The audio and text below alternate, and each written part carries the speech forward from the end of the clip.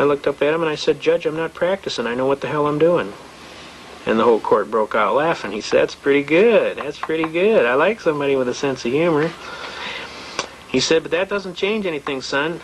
You have to have a license to practice law." And I said, "Your Honor, I'm an unenfranchised common law free man. I live at the common law. I am not a participant in any tontine schemes of limited liability on a joint venture for profit with an insurable interest requiring me to participate in these illegal corporate Ponzi schemes.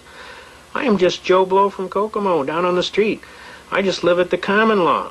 And I have a right to work and contract my labor, my skill, and my time of life as I see fit, not as some third-party arbitrary and capricious bar association sees fit." And they had loaded the court with all these attorneys, and they were, "Whoa, you hear that guy?"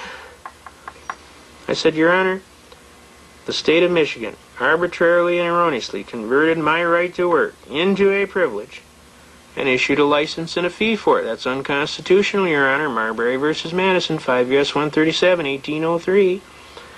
Anything in conflict or repugnancy is null and void of law." Okay? Can you see that?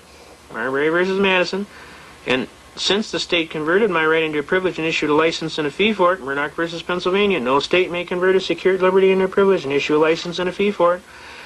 And if they do, Shuttlesworth v. Birmingham, Alabama says I may ignore the license and the fee and engage in the right with impunity. That means you can't punish me. And U.S. v. Bishop, 412 U.S. 346, defines willfulness as an evil motive or intent to avoid a known duty or task under the law with a moral certainty. I submit, Your Honor, I couldn't have done an evil task because I was totally following the Constitution and the U.S. Supreme Court. I would submit that prosecution counsel's burden is to prove that I did willfully and knowingly avoid a known duty or task under the law, namely to get the license.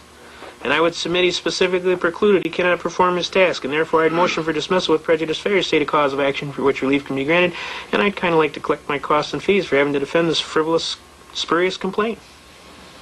The judge rolls back in his chair with a great big smile, and he turns to counsel for the prosecution. He says, "Well, Mr. Prose, what do you think we ought to do about this young gentleman?" The prosecution bounced back. "How about we honor the motion to dismiss, Your Honor?" The judge says, "Good answer, because I don't think you're ready for this kid today." And the whole court broke out laughing. And an old gentleman walked up to me and he said, "Son, I just want to shake your hand and tell you, you got to have like King Kong, because you just slammed the Bar Association right into the ground. On top of that, I've been an attorney for 57 years, and I just want to shake your hand, sir, and tell you that that was one of the most magnificent arguments that I've ever had the privilege to hear in a court of law."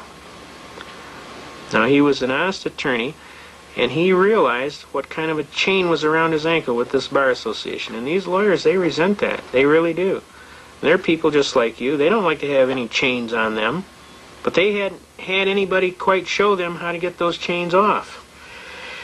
And when they saw somebody do it in their own skill, with their own, with their own cards, on their own playing field, it actually impressed the hell out of them. I had several gentlemen come up and shake my hand that day.